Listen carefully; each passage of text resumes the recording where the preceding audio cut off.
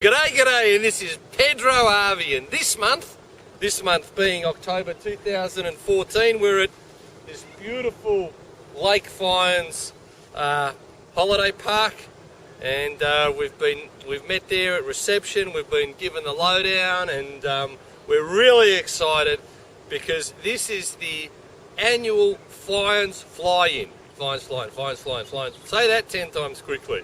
This is I believe, the largest gathering of fly fishermen in Australia in a competition to fish for the rather large trout that do inhabit Lake Fyans. And hopefully here on PedroRV.com we'll be able to interview some of the celebrities who are here. I know some big names are at this event, and hopefully there'll be some fish caught. I know I've been working hard to prepare myself for this trip, and I'm on the verge of trout-induced suicide. That is, lack of trout-induced suicide. So let's hope I can make it through this competition without having to ring my psych, because the bills are mounting up for me. Alright, we met this guy last night, Marty from Gisborne. G'day, Marty. And he said, forget about these blind searching techniques, they're a waste of time. You want a Polaroid. And he's got this boat with an iPilot on it, which is a GPS controlled electric motor, and he just goes through water no more than a metre deep, and he caught 5 bloody big fish. And all he's using is a beaded nymph, so we're trying that through these shallow southern areas. And I'm just coming out of that area now, but we're just walking along. I see a fish, bang, I'm just casting. He said no more than 4 or 5 metres, so we're going to give that a solid go. We've walked through here for a bit, nothing. We're going to now drift through it with the boat, obviously without an iPilot, but we'll see what happens with that. All right, we've got John Rumpf floating past us here in a very interesting device. What the hell is that? I don't know, Mick Hall gave it to me. Mick Hall gave it to you? And it's taken me bloody nearly a year to work out how to keep air in the bloody thing. Did he give it to you because there's a few leaks and he wants to drown you? Exactly. Oh, good luck wherever you're going. Actually, it's not bad. I had the first float tube in Australia, the old donuts. Okay, what we've decided to do, rather than walking through the southern part of Fyans, we got on the boat. Now, we don't have an iPilot, so I can't GPS control our drift or anything, but I don't think it matters. And a day like this, I don't have a casting platform, but I'm just standing on the seats, and it's way more visibility, wouldn't you agree, than Mr. Cameraman? Certainly is. Than walking along, because you're probably 15 feet above the water, or maybe not that high, but 10 feet, whatever. And as we were driving through here, a trout jumped and we scared him, of course. But if one jumps now, I can cover him with my little bead-headed nymph. So we're just going to drift as far as we can till we can't Polaroid, and then motor back and just cover different lines. And I think we're covering heaps of water. And again, this is all because our neighbour Marty said, stop bloody blind casting. So yeah, we'll see what happens. Well, we're up at the north end of the lake, Polaroiding, because there's access for deep water for the fish to escape to. I just felt that was better than the southern end, which is just all shallow, so the fish, if they're in there, they're in trouble. And this southern end of the lake is full of nymphs on the surface. You can see damselflies, you can pick them up. There's a lot of food. So I'm wondering if nymphs floating around means there's a hatch. There goes a mayfly down there. But there's no fish! Nothing! So I'm going to go back to drifting with the wind and chucking my 3 flies out. But if Steve Charles is watching, there's only 2 flies. Don't worry about that. We're just going to drift parallel to the shore, sort of where the water's fairly shallow, and I'm going to try pulling my team of flies. I've got a heavy tungsten nymph, so it's going to be below the surface. The whole lot's going to be below the surface, but they're not going to be super deep. And I must admit, I'm starting to get into that, oh no, not another one of these trips type mode. But I know you got to be confident, so I'm fighting through that. All right, let's see what happens with the drift. Well, lunchtime, or 3 o'clock now actually, back at the camp, and we're trying to numb the pain of defeat, and just done a bit of wild turkey and Coke, and there's a bit of wine here and a few Coopers. But listen, we're not that despondent because don't put that in front of the camera, Jesus. We're going to get out there again because there's going to be a rise tonight, and we're going to go up to that northern end of the lake because the southerly's been pushing. I'm sure that it's been pushing insects up there, and there's insects up there anyway. I'm sure there's going to be a rise 20 minutes after sunset, and I'm just going to put my nymph out there and pray to the fishing gods. And then we'll come back here and there'll be a huge bloody piss up, I'm sure. So we'll see if we can get a few interviews for you.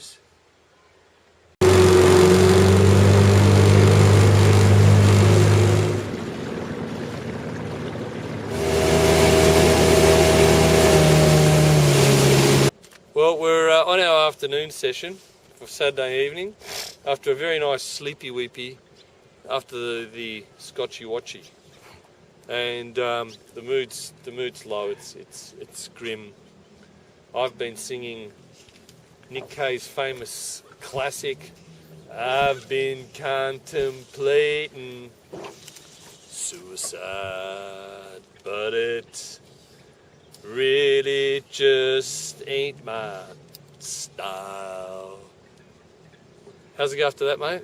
Oh, mate, Sing along. It's been a while since I've heard that one. Oh, my baby. What is it? Oh, my baby. My baby's so something. So vain. Da da da da da da. And anyway, I've whacked on. We're floating into shore about, I don't know, 100 metres offshore. I've got a sinking line, 3 to 4 sinking line, slowly retrieving a nymph, a little floating nymph, although Stu tripped in his floating nymphs. I tell you what, this one doesn't float that much. So he's probably just dragging him through the tops of the weed beds, because with this die-off in the wind, it's completely died off. I am sure there's going to be a masticated rise tonight, and I'm going to be ready. I'm going to have my floating line on this time, and I'm going to put on a dry and a nymph, and the dry will be connected with the dropper, so I can't get these missed hookups where it takes the dry, but there's a bloody trailing bit of fishing line stuck to the hook barb. So I am going to be ready for this rise tonight, and I don't know, my luck, it all feels pretty negative out here at the moment.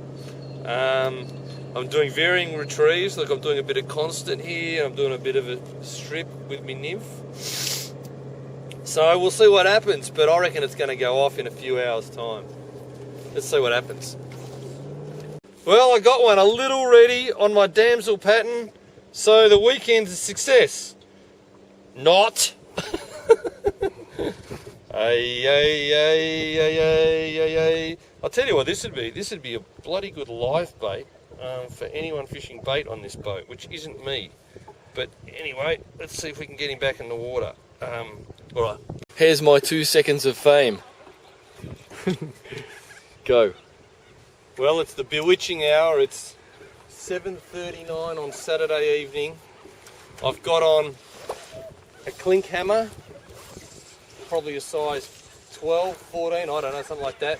Just underneath it, a very light nymph, which will sink, because I don't know if they're going to go for the nymph or they're going to go for the clink hammer. Nothing's started yet. It'll start and it'll go for 10 minutes, 15 minutes, this bloody rise. And this is our last chance on this miserable fishing trip. Absolutely nothing. We've been fishing now since 5 p.m, covering lots of water. I tried my damsels, I tried some nymphs. My damsel was down nice and deep on the sinking line. It's just bloody depressing, really. Alright.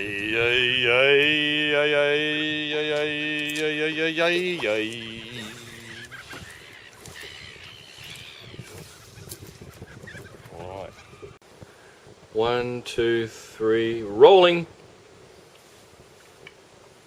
Well, it's been a very depressing day. Basically, there was no evening rise. It didn't happen. Two fish jumped. Nothing like last night. Last night I wasn't prepared. Tonight I had the clink hammer, the nymph underneath. We're really depressed. But one good thing about fly fishing is you can get your tweed cap and gilet with your tie, and it just lifts your spirits. But even today, I got a fit. Even with this outfit, I'm struggling to lift my spirits. I want to give up. I'm over this shit. It's just crap. It's just so hard. I mean, it's really, really hard. I don't know. Well, we're going to go and see if we can interview some celebrities, because there's a few of them here, and I'll stop whinging and just drink more beer or something. Hopefully they've got heroin down there or something. Alright, we're talking to a mate of Jim Allen's here, which is Mark from Gisborne. That's right, isn't it? That's correct. Now, Mark, how's your weekend been? It's been very good. Really enjoyable. Yesterday, how'd you do? I did well yesterday, yes. How many fish? 5. And how'd you catch them? What technique? Polaroiding with a little beaded nymph. And now you just sort of drift around with that Minn Kota, the iPilot. That's correct. And when you see a fish, you cast. And you don't cast unless you see a fish. No, if I see a rise, I'll go up and I might make a couple of casts. But generally, I try to look for the fish. Yes. Yes. So you don't blind search. No. And so yesterday was good, and today? Today was very, very poor. A southerly kicked in last night, and speaking to a local guy who's been coming here for 30 years, he said when you get the wind from the southwest, it generally puts the fish down.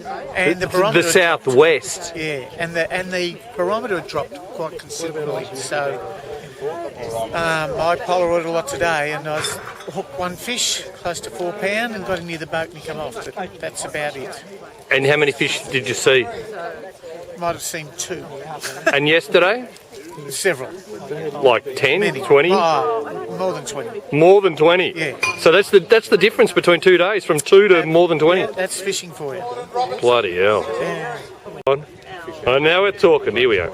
We're talking here to Jeff Lay, ex-Australian fly fishing captain of the universe.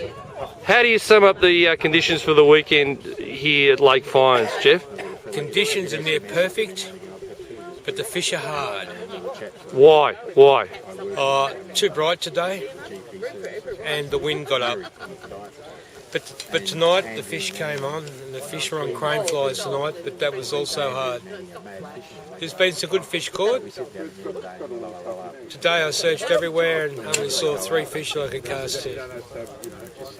And you're a Polaroider? Yes. You didn't know blind flogging? No blind flogging.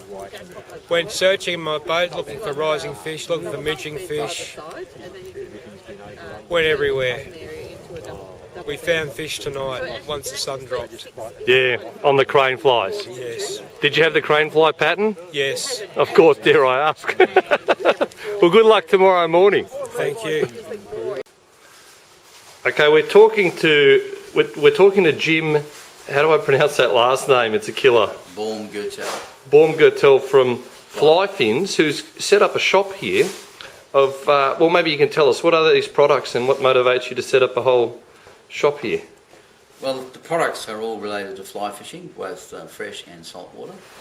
And this started about 2007 when I imported some hooks from New Zealand as a fly fishing, just an amateur.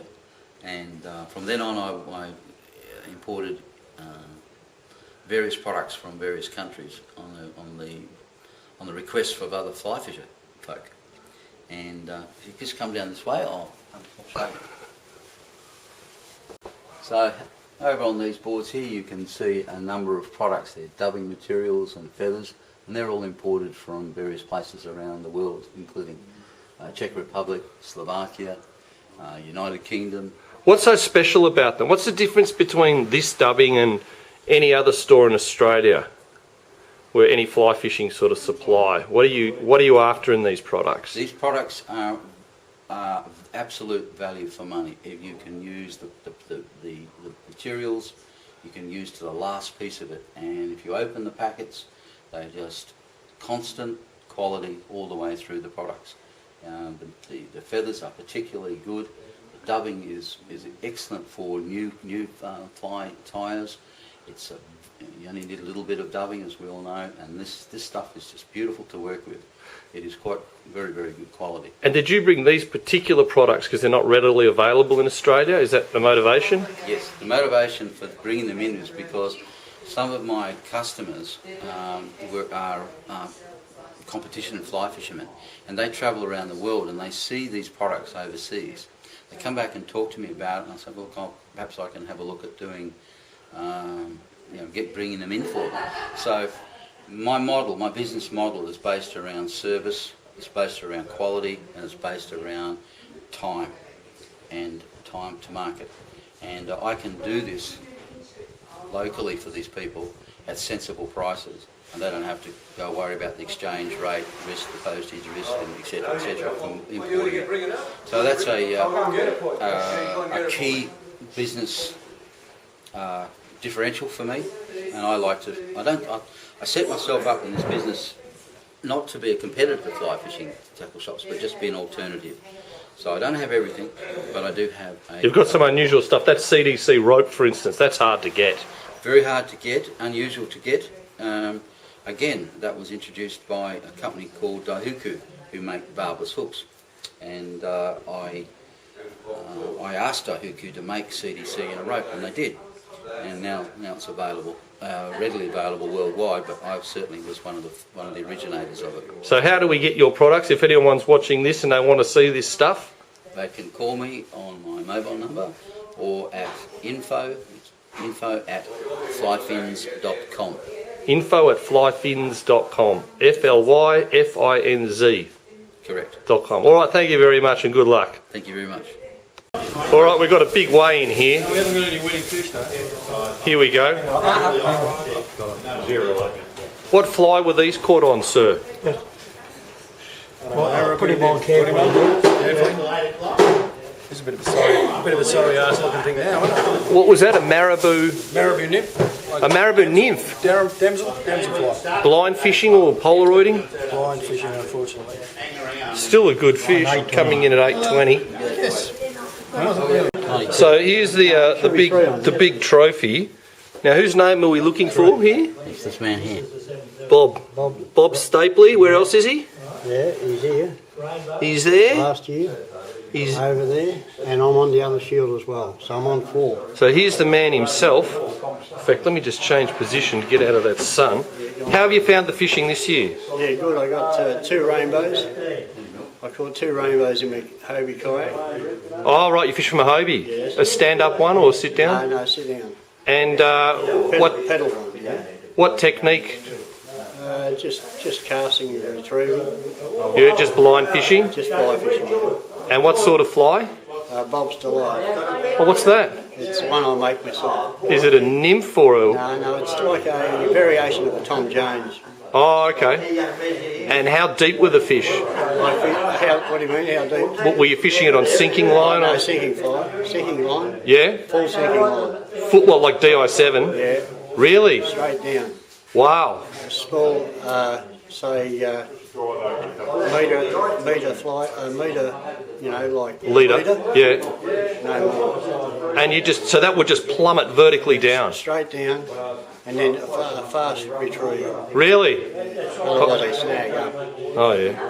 Very interesting. All right, well, thanks for that and good luck in the comp. Yeah, good on you, mate. All right. Thank you, everyone, for another successful fly-in. There was a total of 25 fish caught and weighed in, mixture of browns, rainbows and redfins, so well done to everyone.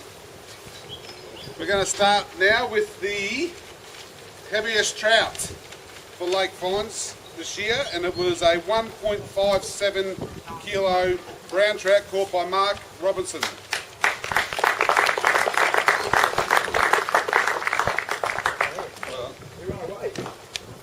Not here. Next person. Okay. All right, well, we'll move on to the second heaviest, which was a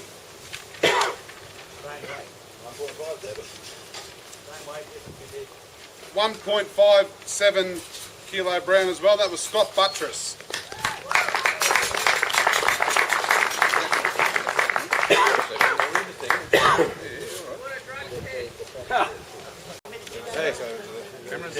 spoon that. Yeah, lights, cameras, action.